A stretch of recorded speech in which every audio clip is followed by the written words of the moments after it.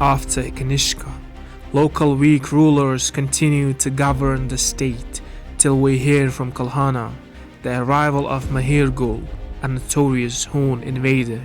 Kalhana correctly represents him as a savage, cruel king, whose approach became known by the sight of thousands of vultures, crows, and the like in the sky, eager to feed on those being massacred by his encircling army.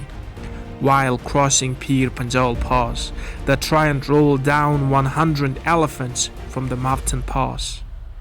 The shrieks and the yells of the dying elephants greatly delighted this fiend, till the advent of Karkota Dynasty.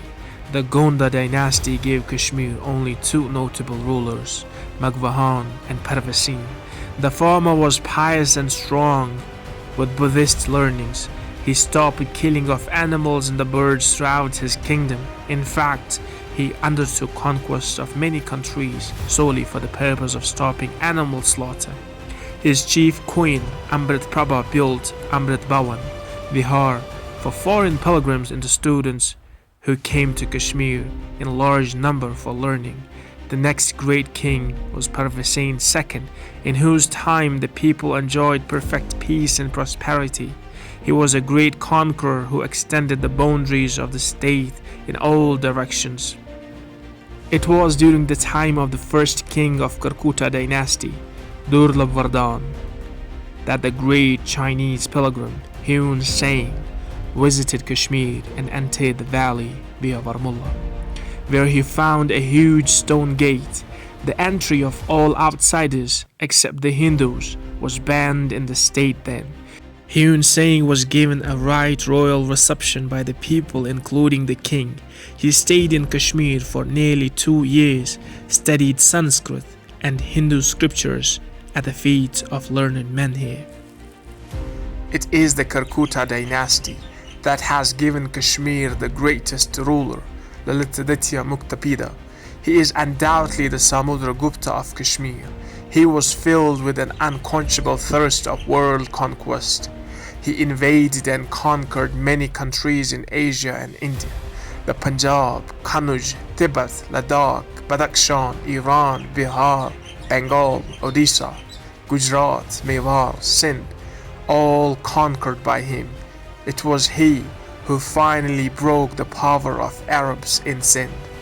All these unbroken victories created a feeling of pride among the people here, and his victories came to be celebrated in a big way. Kalhana, who wrote his famous chronicle Rajtarangini nearly 400 years after the death of Lalitaditya, records that even in his time the victories of the great victor were being celebrated throughout the valley. Lalitaditya was equally a great builder, and he built his capital near the shrine of Kir Bhavani and gave it a name of Parihaspur, city of pleasure.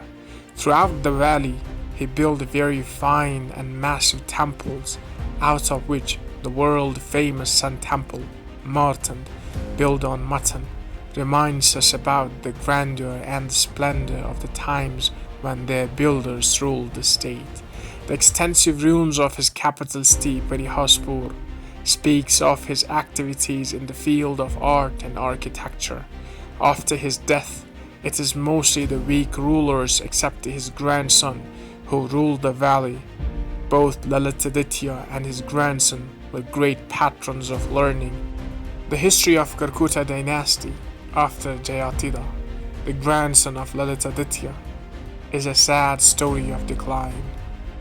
All the conquered territories regained their independence, and the sovereignty of the ruler of Kashmir came to be confined to the Vatista Basin.